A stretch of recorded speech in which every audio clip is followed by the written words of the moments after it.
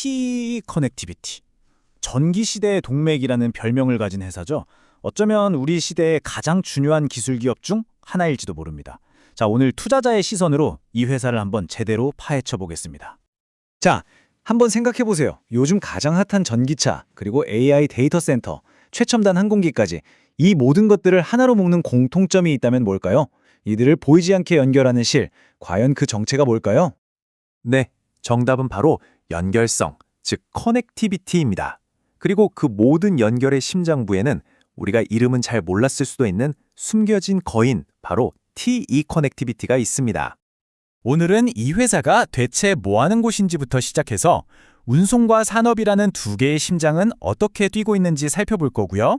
그리고 투자자 입장에서 가장 중요하죠.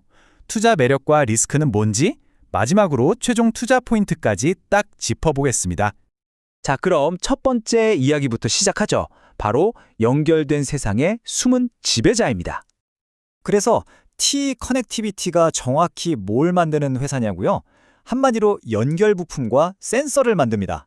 근데 이게 그냥 평범한 부품이 아니에요. 아주 혹독한 환경, 예를 들어 막 엄청난 진동이 있거나 펄펄 끓는 온도라던가 습기가 가득한 곳에서도 데이터와 전력을 단 1%의 오차도 없이 전달하는 그런 부품들을 만드는 거죠. 말 그대로 최첨단 기술의 혈관과 신경계를 책임지는 회사라고 보시면 됩니다. 이 회사 역사를 잠깐 보면요. 꽤 흥미롭습니다. 1941년에 항공기 부품 만들던 회사로 시작해서 한때는 타이코라는 거대 복합 기업의 일부이기도 했어요.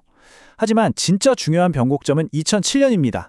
이때 TE 커넥티비티라는 이름으로 독립하면서 이것저것 하던 사업들을 싹 정리하고 오로지 이 핵심 기술, 전자 부품에만 집중하는 선택과 집중을 한 거죠. 진짜 기술 기업으로 다시 태어난 순간입니다. 자, 그렇다면 지금의 TE는 어떤 모습일까요? 두 번째 섹션으로 넘어가서 이 회사를 움직이는 두 개의 심장, 운송과 산업 부문을 들여다보겠습니다. 사업 포트폴리오를 보면 크게 세 덩어리인데요. 근데 사실상 핵심은 두 개로 압축됩니다. 바로 운송 솔루션과 산업 솔루션이에요. 운송 부분이 회사의 성장을 막 끌고 가는 엔진이라면 산업 부문은 뒤에서 든든하게 현금을 벌어다주는 캐시카우 역할을 톡톡히 하고 있습니다. 이 두 개의 핵심 축 조금만 더 들어가 볼까요? 먼저 운송 솔루션. 이건 말 그대로 전기차나 트럭, 버스에 들어가는 커넥터와 센서들입니다. 특히 요즘 전기차로의 전환이 엄청나잖아요. 바로 그게 이 사업부의 성장을 그냥 폭발시키고 있는 거죠. 반면에 산업 솔루션은 분야가 좀 다릅니다.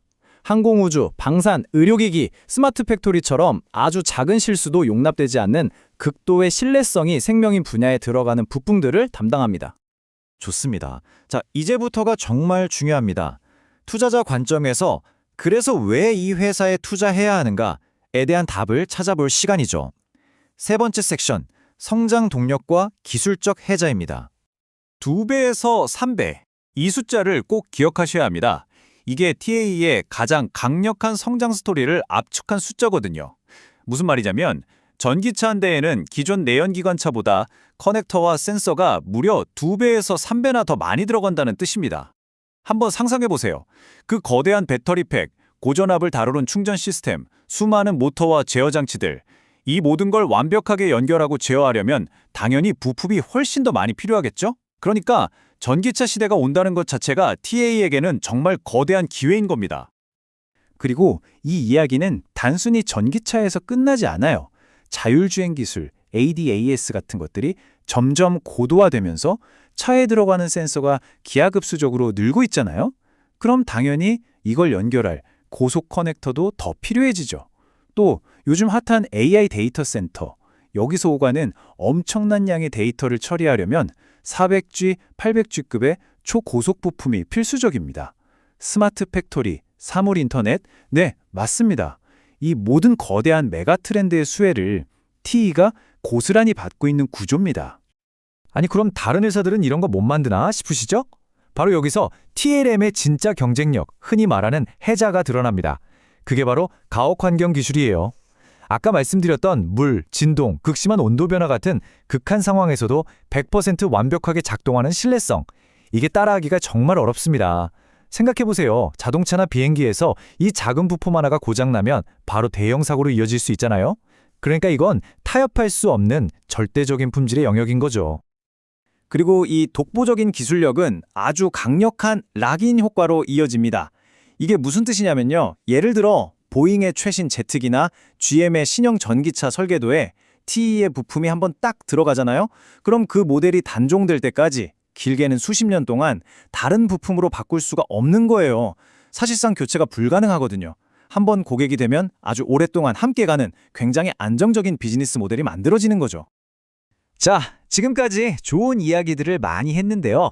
모든 투자에는 동전의 양면이 있는 법이죠. 이제 그늘진 부분, 즉 리스크를 살펴볼 시간입니다. 네 번째 섹션, 주요 투자 리스크입니다. 투자자라면 반드시 체크해야 할 리스크를 5가지로 정리해봤습니다. 가장 큰 것부터 말씀드리면 바로 글로벌 경기 변동성이고요. 그 외에도 주요 고객사의 생산 차질 문제, 당연히 치열한 경쟁도 있고요. 원자재 가격이나 환율 변동 같은 외부 요인들도 있습니다. 자, 하나씩 간단히 짚어보죠.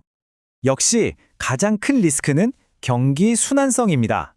TO의 매출은 자동차 판매량이나 기업들의 공장 투자 같은 거시경제 지표와 거의 같이 움직여요. 다시 말해서 전 세계적으로 경기가 안 좋아져서 사람들이 차를 안 사고 기업들이 투자를 줄이면 TO의 실적도 바로 타격을 받을 수밖에 없는 구조라는 거죠.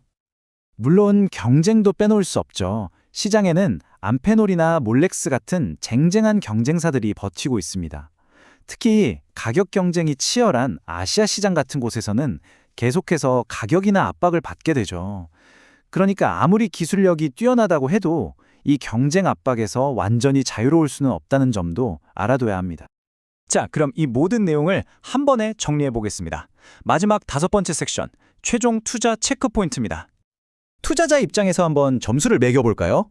자, 강점을 보면 전동화라는 거대한 시대적 흐름을 제대로 타고 있다는 점, 그리고 가옥 환경 기술이라는 누구도 넘보기 힘든 해자를 다졌고 강력한 고객 락인 효과까지 있죠. 반면 약점, 즉 조심해야 할 부분은 뭘까요? 역시 경기 침체에 취약하다는 점, 그리고 주요 고객사의 생산량에 실적이 좌우되고 경쟁이나 공급망 같은 외부 리스크에도 노출되어 있다는 점입니다. 결국 이 투자의 핵심은 이 질문 하나로 귀결됩니다. 나는 이 회사가 가진 장기적인 구조적인 성장 스토리를 믿는가? 그리고 그 성장을 믿는다면 중간중간 찾아올 단기적인 경기 변동의 위험을 견뎌낼 수 있는가? 바로 이겁니다. 장기적인 성장 과실이냐? 아니면 단기적인 변동성의 고통이냐? 투자자로서 여러분은 어떤 것에 더 무게를 두시겠습니까? 이 질문에 대한 여러분 자신의 답이 TE 커넥티비티 투자의 성패를 결정하게 될 겁니다.